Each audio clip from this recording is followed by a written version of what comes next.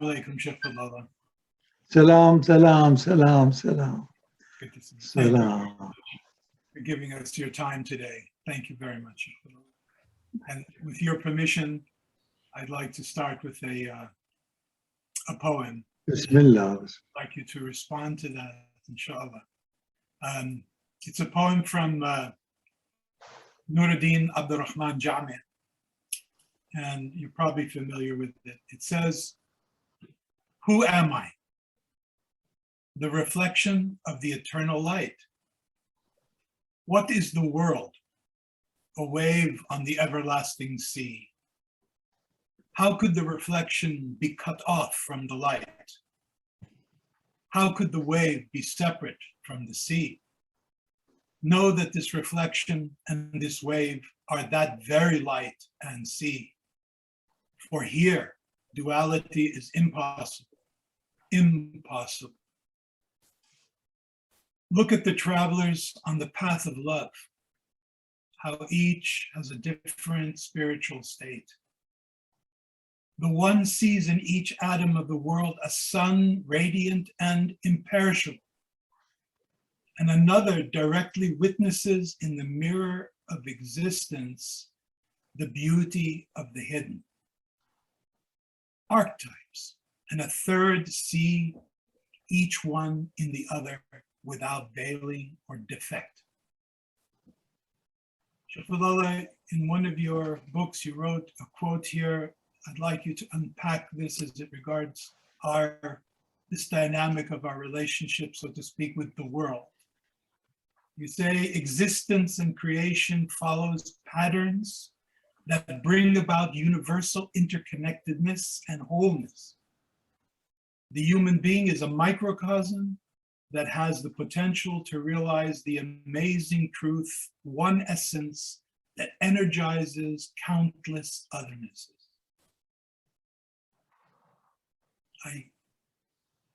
Bismillah. Can you respond to that, Shaykh Fadhlalla?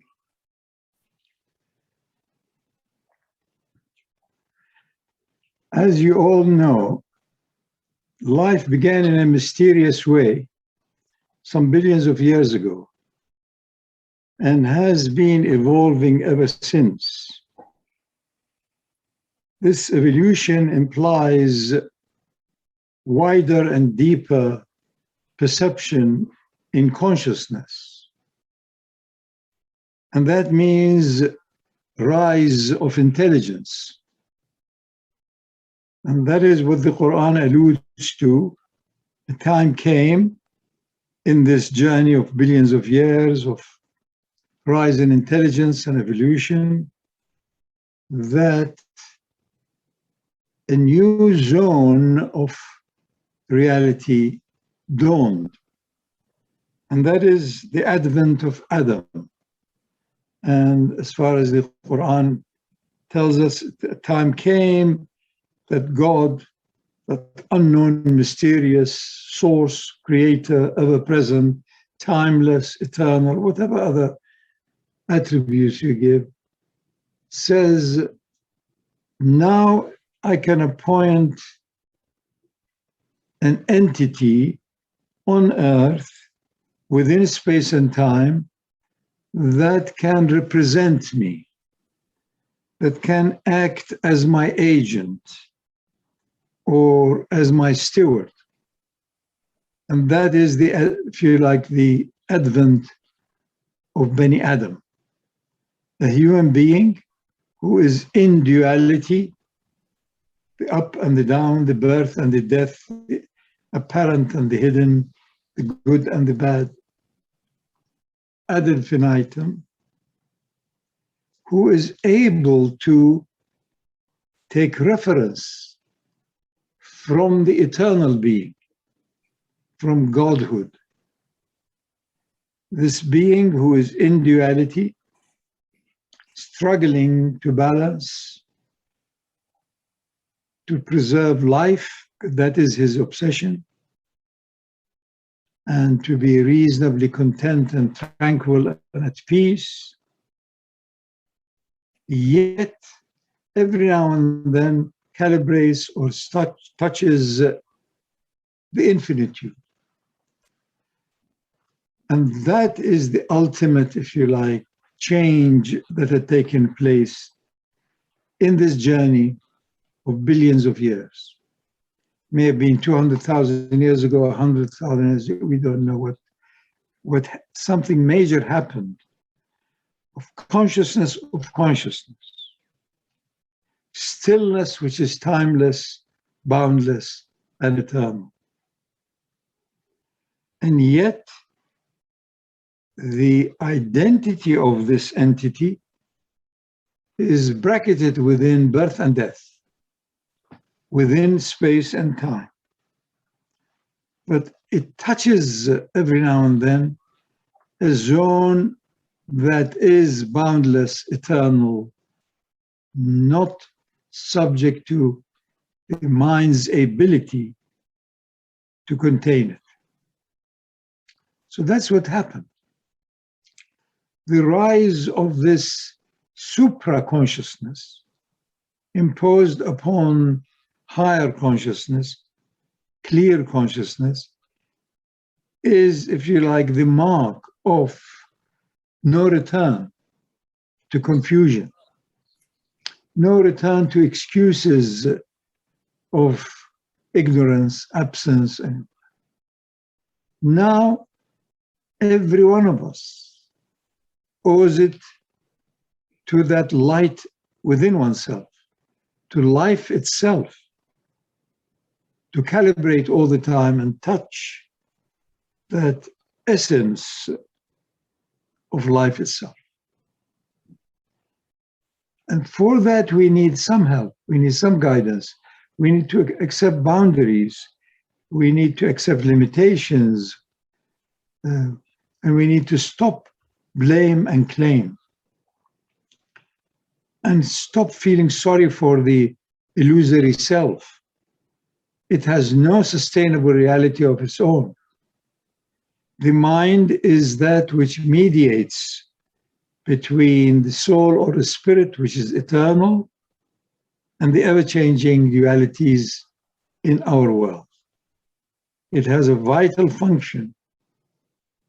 So you need to have a clear mind, and you need to have a pure heart. Mind connects life with the moving changes and shadows of the world, and the heart is the home of the soul or the spirit, which is eternal, divine, and is the source of consciousness. That is the story. Each one of us have to relate to this pattern as frequently as we can, in anger, in patience, in acceptance, in rejection, in being content or discontent, in being afraid, in being safe and content, whatever. The more frequently you refer to this seamlessly connected unity and duality, the more you can attain presence and being in the now. The now is ever continuous. It is eternal. It is what gives rise to the momentary experience. In itself, it is an umbilical cord that is connected with eternity. For that reason, time is the most precious thing you have. It is that cord that connects to eternity. Until such time, you know that eternity is the nature of your own soul. Eternity resides in your own heart, which transmits life to you. And life is eternal. Then from that point, the shadows begin to vanish quicker until you know life is the true connector with God. And God is eternal. And what connects to him is also carries those attributes. Then fear and sorrow will vanish. presence becomes perpetual. And everything else in this life becomes more potent, becomes much more, if you like, in its color, flavor, touch of reality. And you have done what you can, and that's it. Then for you, whoever has been living in that eternal state of connectedness, death is the most natural celebration to total and utter eternity. Not anymore camouflaged in the days and the months and the age and all of the other emotional fog. So that's the whole story. The wonderful Sufi poems that we've heard, and many others similar to it, they all allude to this hope, to this direction, to this outcome, which does not deny movement in space and time, but illumines it by that light that is constant, perpetual, eternal. There are no fears in it, no space or room for regrets or any of the other negative emotions, as they are called. Doesn't mean you will not be aware of them. They will not afflict you. That's the only thing. Thank you. Thank you very much, Shaykh Fadhlalla. What can I say? You just gave the whole thing. I mean, the whole landscape, the whole everything on the within and without, everything within the horizon, and subhanallah. So you mentioned before spiritual intelligence, having that ability to reflect in the experience, so to speak, of the world, so that it mirrors both your inner and you see it also in the outer. So you connect and begin to realize the seamlessness between what this consciousness and awareness is and that which is being viewed. When the Prophet Muhammad went to Mount Hira, he went there to dissolve, to be away from all the distractions of the world. And when that order came to him, Iqra, read, that command was to read what the creation was speaking in a way, Allah's language, so that it completely unified his being with the world. This is how I understand it. And when he was asked, I believe by his wife Khadija, what did the angel Jibril, how did he appear to him? He said his countenance, his face was from one horizon to the other. And again, it alludes to the unveiling of all things, to the Prophet's heart, to that incredible consciousness that he was. So is not that command to develop this type of spiritual intelligence, to see that command of Iqra for each one of us? Wasn't just for the Prophet ﷺ, but for each one of us to awaken to that. And for that, we have to make an effort and connect and be with people who are ahead of us, like yourself and others, so that we remind each other. It reminds, by its nature, it reminds each other. So can you comment on that you always mention things like you have to go to work? Isn't this the work that we're talking about? It's an illusion. It is a big, big, big illusion that I have freedom. I can act. I can choose. It is one of God's great tricks, deceptions, that now I can choose better. The desire for better and better and better and all of that. It is a good illusion. So I'm striving for better, and therefore I have to choose whatever is more durable, more reliable, more honest, and so on, more beneficial. Benefit, benefit, benefit, benefit. Profit, profit, profit. One of them in the pocket, the other one is in the heart. The profit of light. So it's all about profits. So effort is needed. It is a proof that there is intelligence. That no, I don't want to suffer. I don't want pain. I don't want anguish. The Quran reminds us repeatedly that يُرِيدُ اللَّهَ بِكُمُ الْيُسْرَ. Allah wants for you ease and does not want for you difficulty. Ease meaning flow with it. So you don't look back and forth with regrets and fear and anxiety. Flow. But that requires almost the complete admonishment, diminishing, completion of ego nafs. The ego self is the first thing that we experience. It's a shadow. It's like the immense power of the sunlight. You can't have any idea unless you shade it, put it in your hand. So that is the rise of the ego self. The so-called me. Ask the 5-year-old child, who is enjoying the ice cream? He says, it's me. Who is sorry for it is now finished? It's me.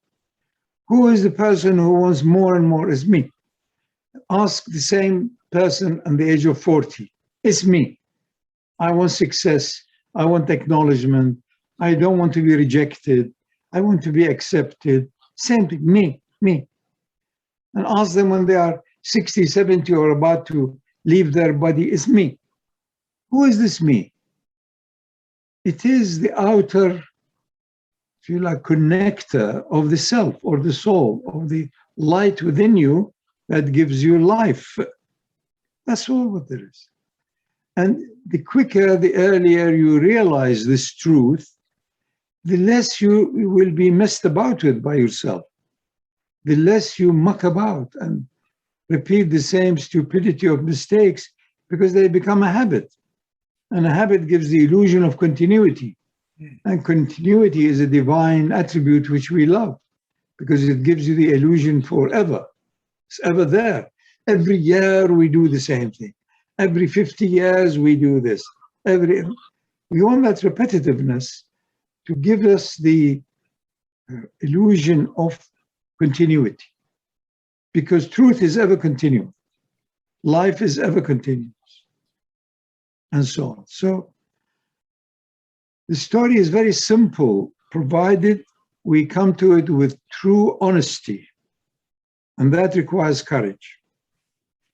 And you don't care anymore for opinions about you or reputation, because normally we do. And it's quite good that you care for reputation or what do the other things. It maintains stability amongst human beings and connections. But deep, deep down in your own heart, the point comes that you know there is no so-called you. That you that cared for reputation, respect, and all of that is no longer. So it becomes in the moment. So that's why people also tell each other, be real, be authentic, whatever that means. Who's the real self?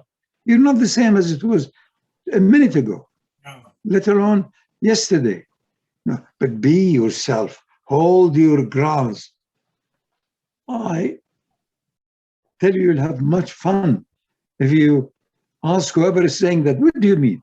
I don't know myself. Yesterday I was this, now I'm this. And who is this, what you're talking about? Be your real self. The self is ever changing. And its energy, its direction, its light is from another zone. That zone has no beginning and no end. It is eternal. So I, you, he, she, we are two. One is this evolving, growing animal, full of deception and lies and hypocrisy. Wants everything, wants everybody to admire, irrespective. wants to control the world, wants to play God.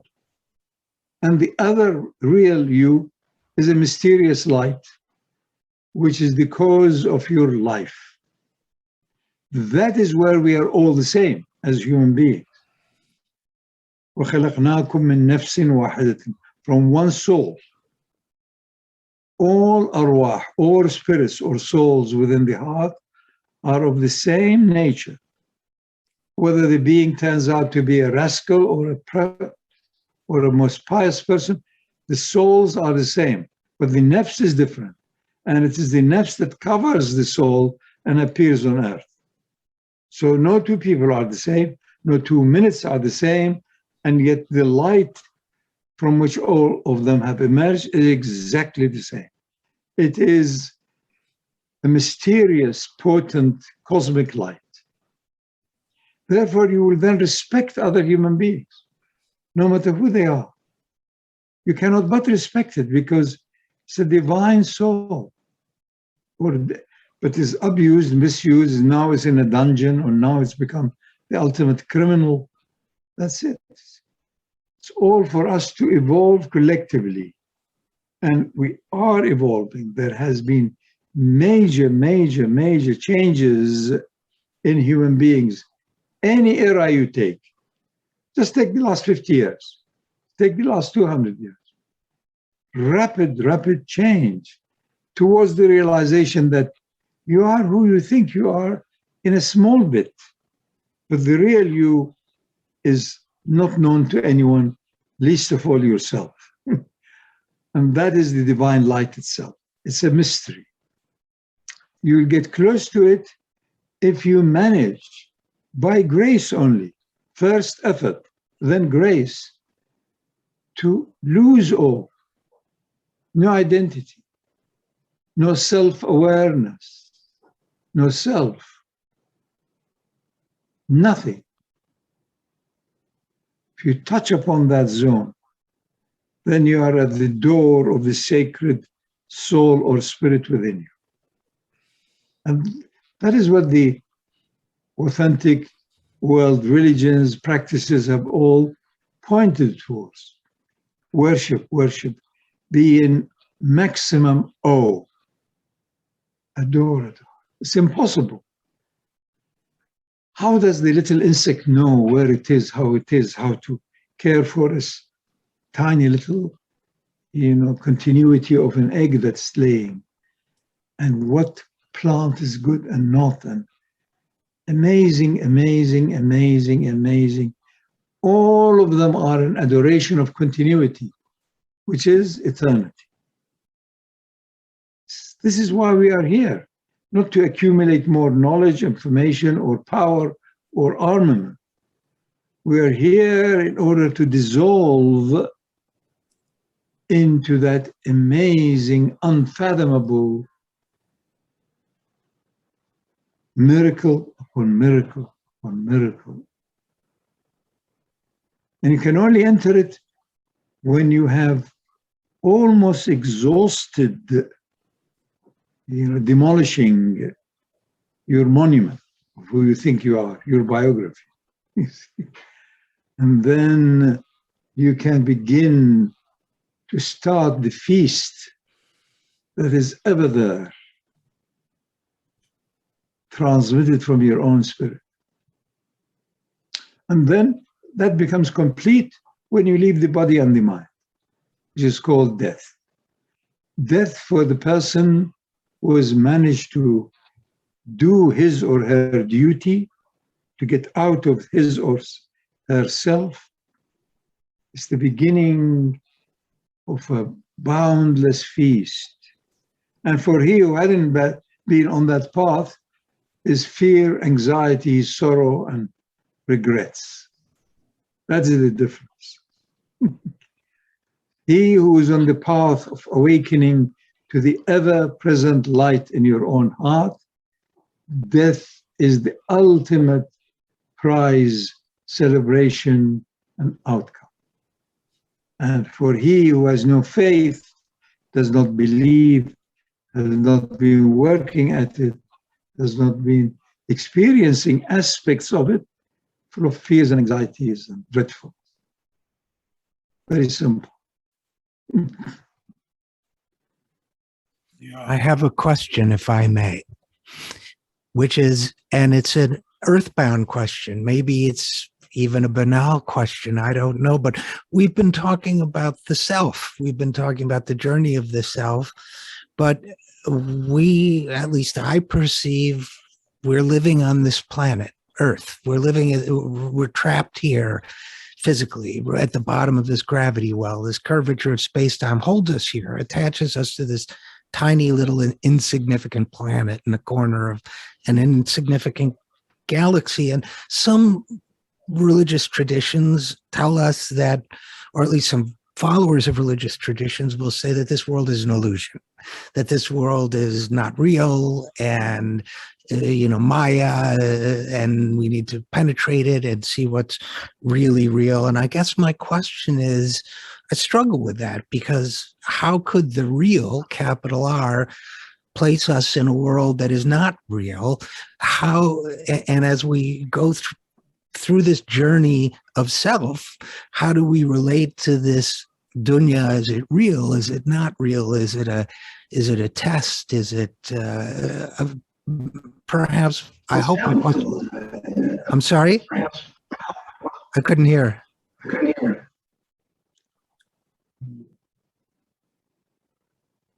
The issue is the definition of what is real. Anything that touches the mind, which is illumined by the power of the heart, of the soul or spirit, has some reality. The concern I have, the pain I may have, has got some reality. It's the depth and the breadth of that reality that matters most. Our world on this earth has a reality.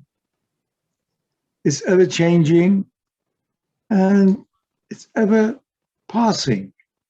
Yesterday was another day. Circumstances have changed. The cold front had come in now.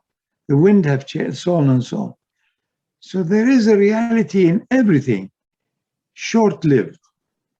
But the drive that is taken by intelligence is towards that which is durable, ever present, ever constant. That's what we want. That's why also in our foolish ways, but would you always love me? Would you always be there to help me? Will you always be loyal? And of course we are full of deception, so we say yes, yes, yes. Not true. Your loyalty is to life itself, not to another person, not to a cause, not to a... Your loyalty begins with life itself. You want to preserve life because it is preserved forever by itself. So your loyalty is to try and preserve. That's it. Once you see it, then would you love me forever? Yes, only after my love for that which is forever. That's it. Nothing wrong with that. That's fine. We're mimicking all of these things. We're all deceivers. But some deception is better than others, you know.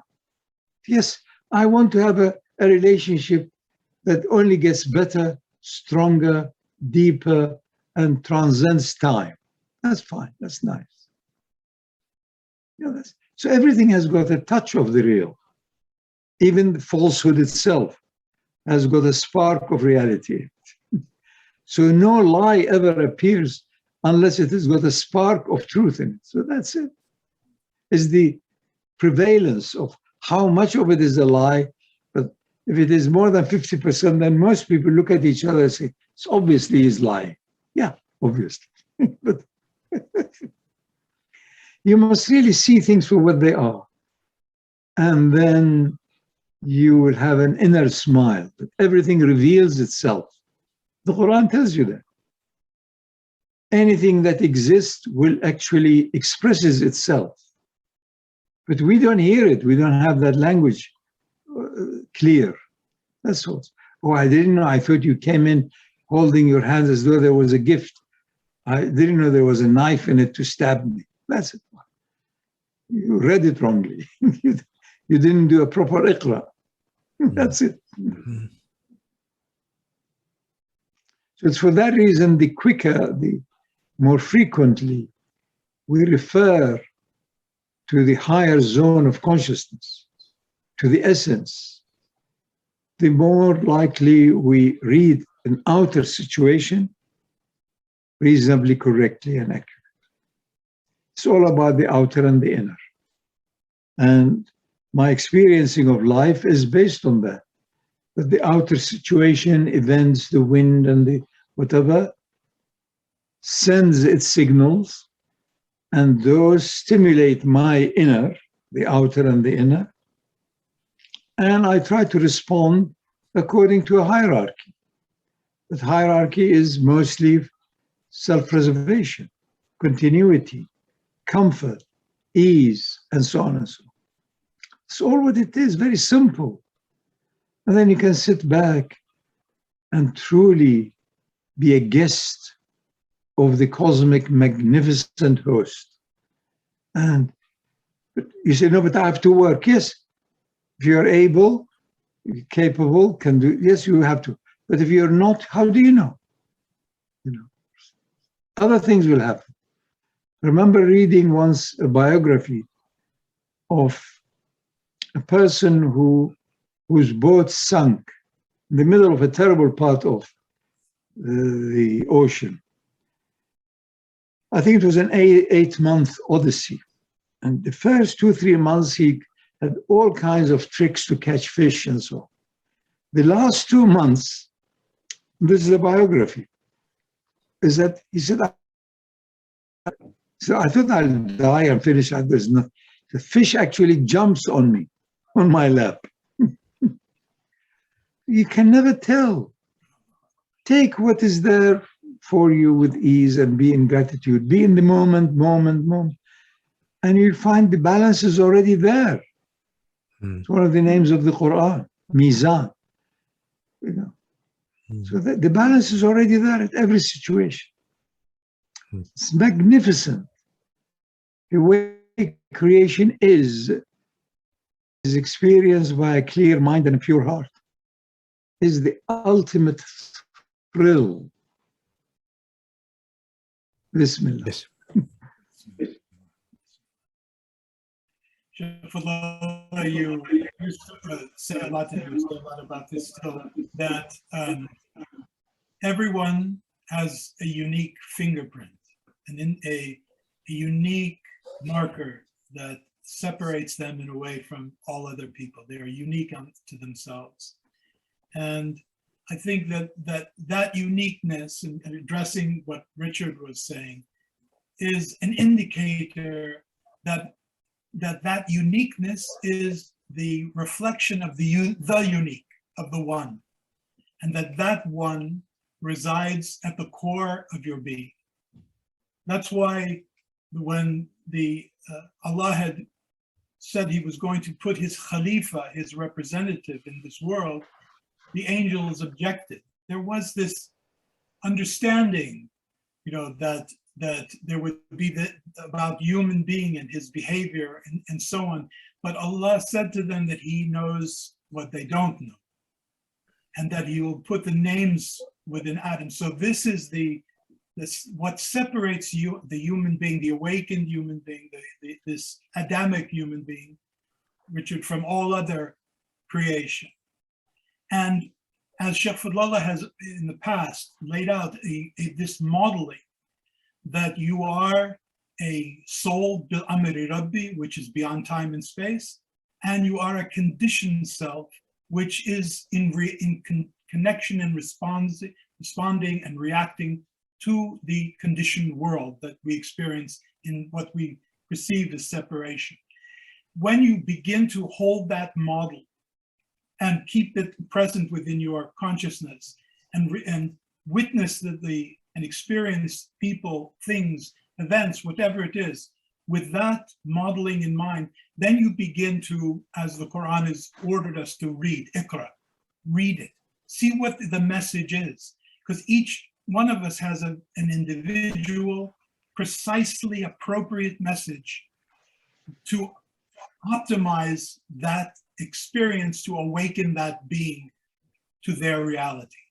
And so the idea of the insignificance that you mentioned about the world and this planet and this universe, it is not that at all.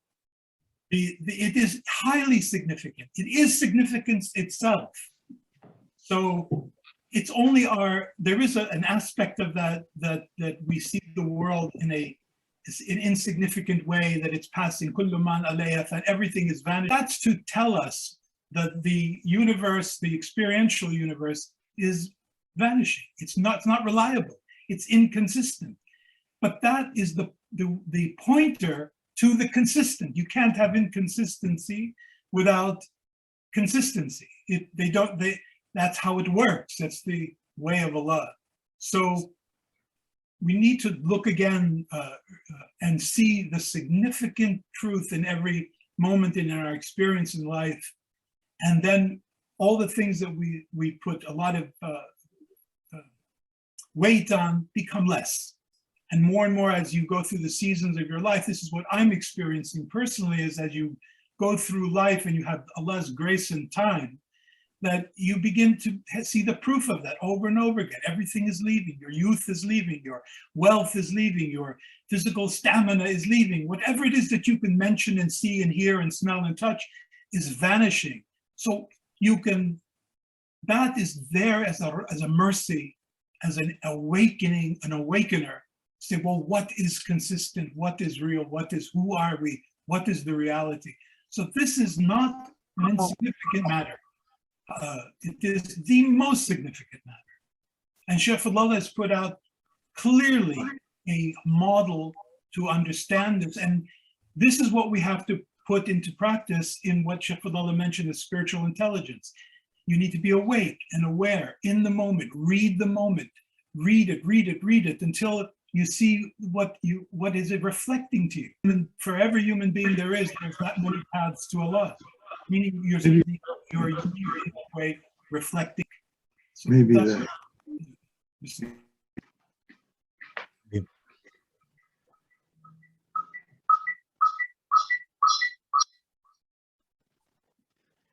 Bismillah, Bismillah.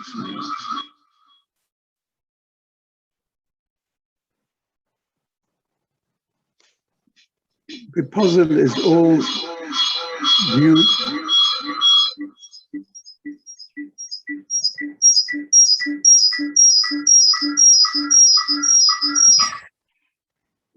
Bismillah, Bismillah. Challenge is the classic same one at all times in this case. That is unity and duality.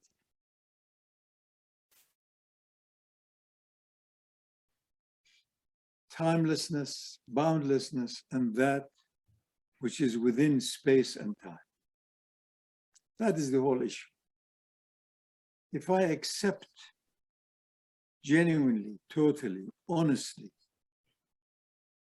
joyfully, that as a human, I am within space and time, and I carry all of the identification of other human beings, of the chemical side, physical side, biological side, mental side, emotional side, and all of these things.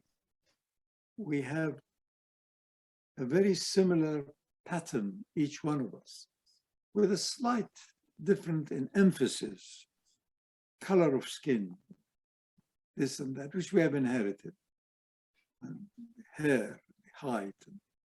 But in truth, human beings, other than the outer variations in size, in genetic imprints, and so on,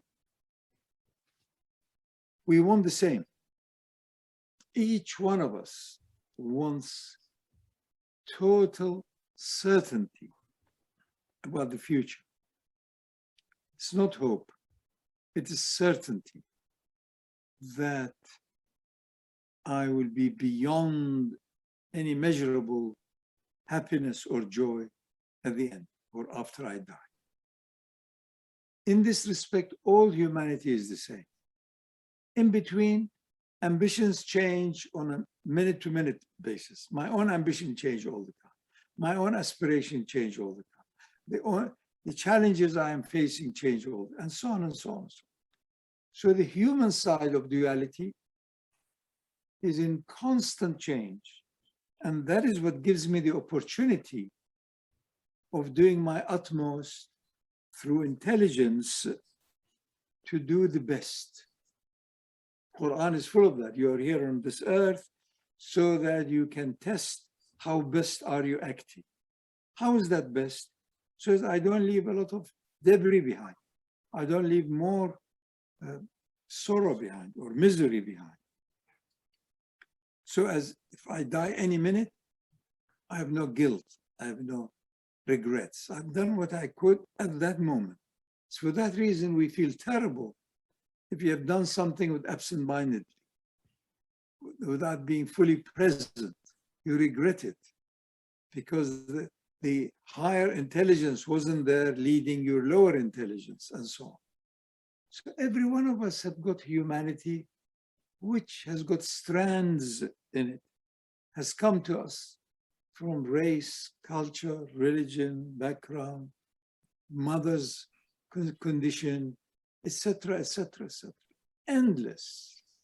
So the other side of us is exactly the same, is a divine power which enabled this creature which had been evolving over billions of years to experience reflectiveness of its own life, and that is through the mind. The heart beams that cosmic light. The mind, as it grows and develops, a mature mind, is a shadow, is a reflection that carries within it the amazing billions of connectedness of neurons. So there is short-term, medium, other memories, and an aspect which you cannot even call memory, drive towards being totally in the moment, without incumbent with the fears and anxieties and concerns of yesterday. All of us are the same. So the rest is a practice. Practice through suffering. And you need for that to be also with friends and others who are committed to this path, that my true nature is eternal, my earthly nature is only a minor reflection, but it is the stepping stone that will help me to be in this world, but not of this world. In this world of seeing the up and the down and all of that, but without all of the fears and anxieties that everybody is having more and more and more of. And the global rise in anxiety and depression and all of that is a proof that we are not on this path. Because if we were, we would be in more and more joyfulness, more and more caring and sharing, but we've become obsessive with personal, individual, your wealth, your situation, more, until such time we may find ourselves on paper or in theory very wealthy, but whatever that wealth was is of no value. Nobody wants it. Really. It will come. Nobody wants it. You've accumulated it. All right. You have all these houses, you have all these things. What? I think evolution and the original, if you like, divine stamp, will, is operating exceedingly obviously nowadays. Until I make my will subservient to the divine will, I will keep making blunders. I thought I was a good doer. I thought this revolution would have helped people to evolve quicker. Who told you that quicker is the right thing? Who told you this?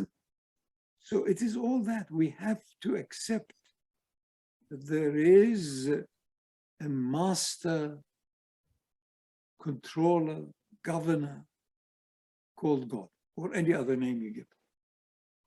So my duty, my job, my love for my so-called, even my own self, is to find out what is that will, so as I make my will subservient to that. Because I don't want failure. I want success. I want contentment. I want to be present. I want to be connected with the eternal through time, through now. It's all what I can do. All what I have in terms of access to the sacred is time. The divine is eternal. And my connection with that is through time. So time is the most precious thing. Until I know really far, far more eternally precious is life itself. And life is eternal. And life is in me. And my life is not separate from that eternal life. Finished. Then you can act properly, not out of fear or spite or so many other, emotional dark spots. That's all it is. I'm sitting here, Shaykh Fadhlalla, thinking how much of this process is subtraction and how much is addition, meaning how much is stripping away the fact that I think I'm a human being existing in time and space, and how much of it is injecting or adding an awareness of the eternal light that we all carry and the source of that light. What does it matter? What does it matter? Really, what is the usefulness of all this? Yeah. It's speculations, because we all the time have to say something or think something, or especially in our culture nowadays, measure. We have to all the time measure and weigh it and all of that. And all. Why measure? Until very recently, the best of the chefs, my own mother, many others whom I knew,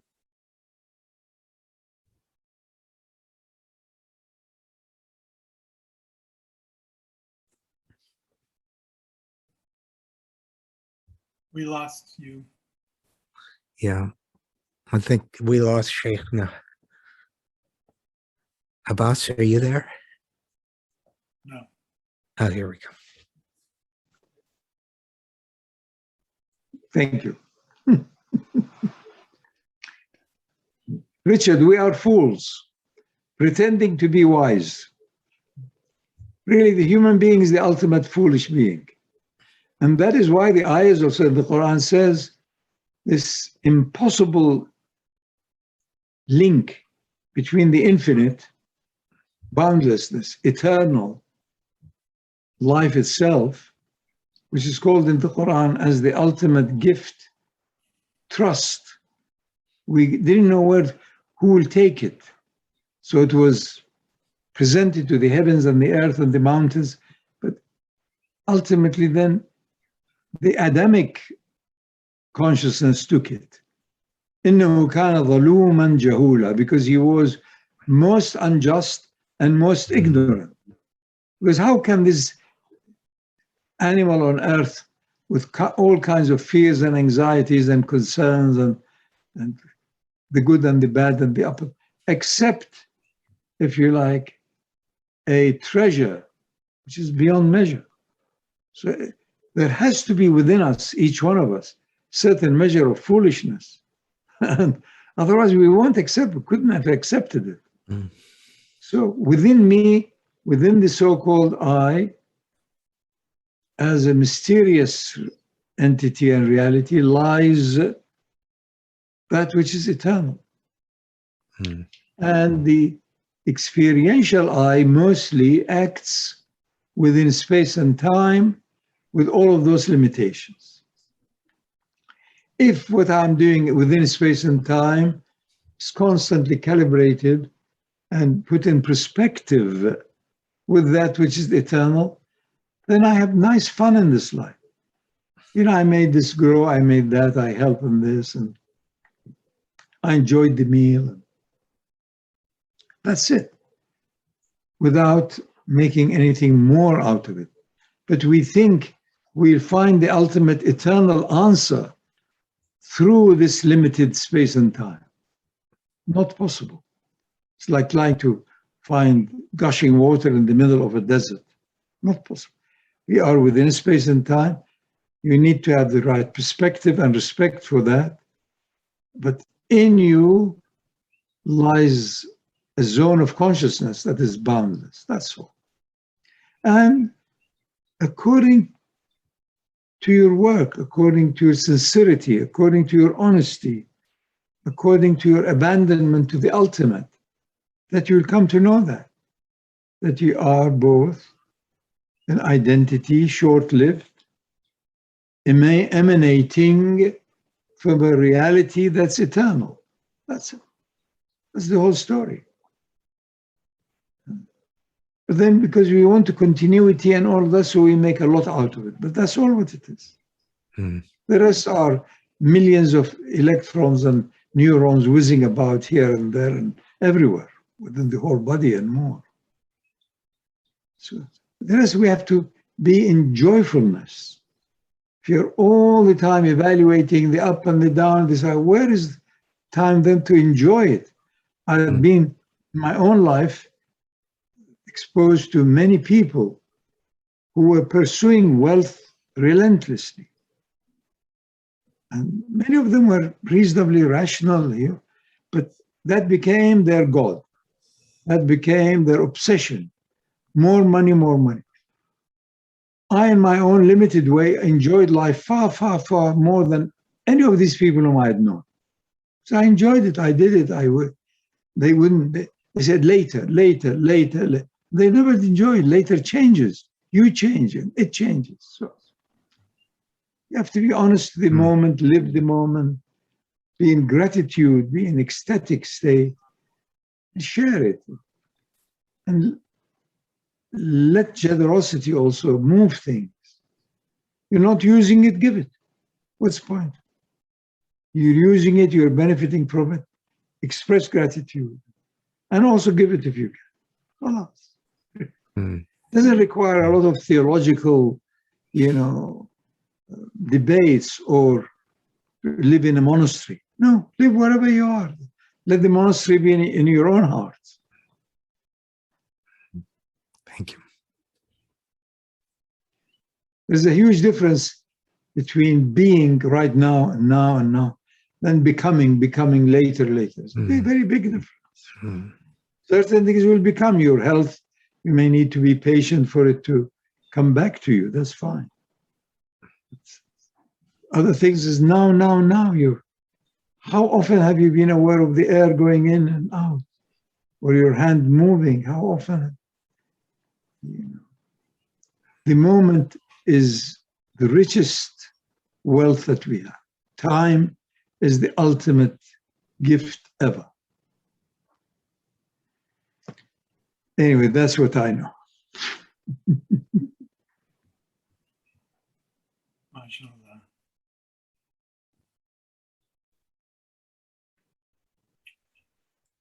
Thank you, Shaykh Fadhlalla. Thank you very Thank you. Thank you. Thank you. Thank you so much. Wanted to Thank just, you very much. is everybody still there? Yes, we're still here. I just wanted to end it with end this portion with Sure. and then with an ayah that I see that really sums it up. If I may just do it now. Bismillah.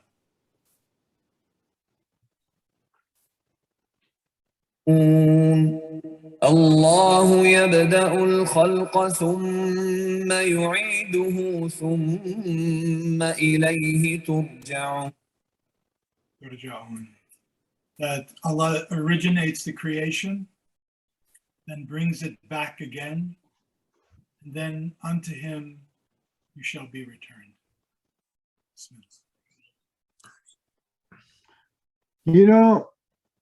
In my life, it's difficult to actually say it. aloud or publicly, but it is the culmination. There are those who think this is all what it is within space and time. This is the only reality on this earth. And there are few who say this reality is only a stepping stone to a more permanent, eternal, timeless reality. This ayah that you have just put for us is that litmus test, ultimately, that if you do not believe in the hereafter, if you don't believe that life really begins fully, totally, effulgently after death, then you are not on the path. Quran says it clearly. And repeatedly, Quran reminds us that if people don't believe in the experience of the hereafter, that life will return back again, as the ayah said, you find there is a major deficiency. And the Quran says there is a big barrier between you and them, and between the Quran and them. They can never get it. So don't be surprised that you find it very barren.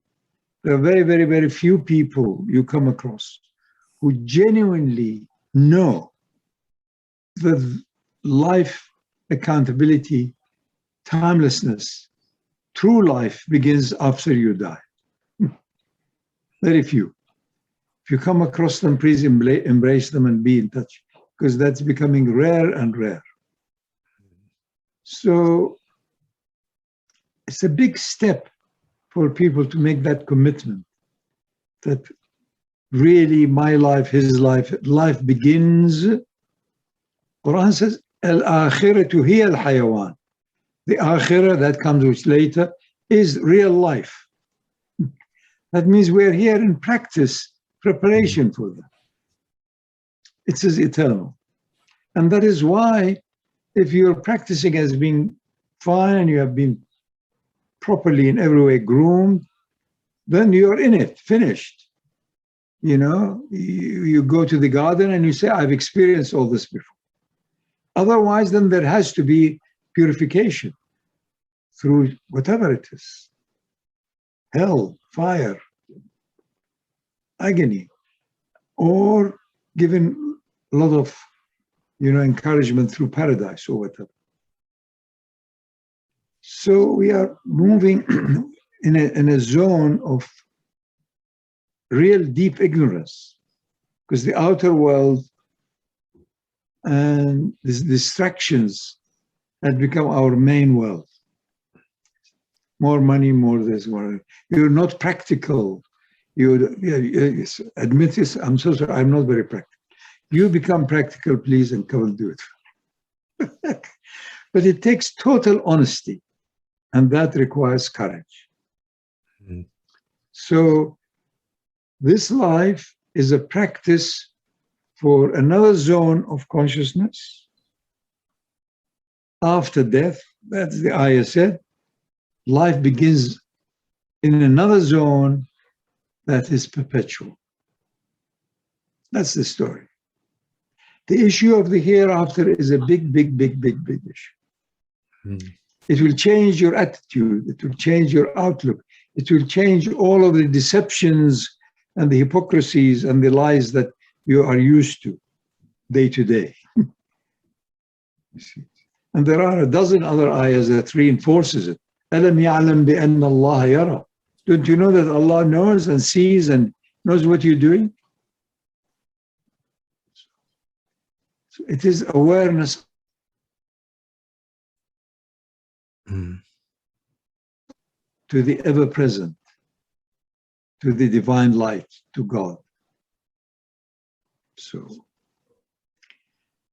this life is prelude, preparation to eternal life itself after removal of the barriers of the body, the organs, the feel, the mind, and the emotions, and all of the others. They've served the purpose for this around us. How can the spirit, which is divine, except to be in a septic tank that's mobile, which is so-called us? Can you imagine? It needs that intermediary, the mind.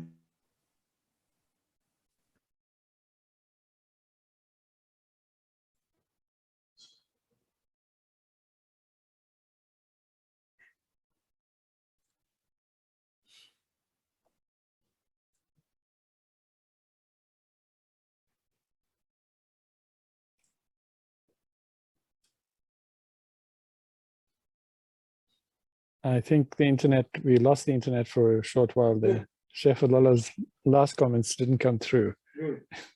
No. Yeah. Next slide. Next slide. Next Thank you very slide. much. Thank you very much. Oh gosh, easy. I mean, that's just dropped off. That's Well, it. Haji, thank you, Richard. Thank you. You can hear Shaykh Thank you for Fadhlalla in the Thank you. background. Yes. Thank you. Thank you, Shaykh Fadhlalla. Are you there again? Yeah, he's back. There he is. That's how it is, you know. I am grateful for the internet. I am grateful for its interruption. And I'm grateful for the friends I have. I'm grateful for their understanding and their higher intelligence. Thank you. Bismillah. Thank you. Assalamu alaikum wa rahmatullah. Thank you, Wa Haji. alaikum Thank you, salam. Richard. Thank you. Thank you, Shaykh. Thank you very Most of all. much. Bismillah.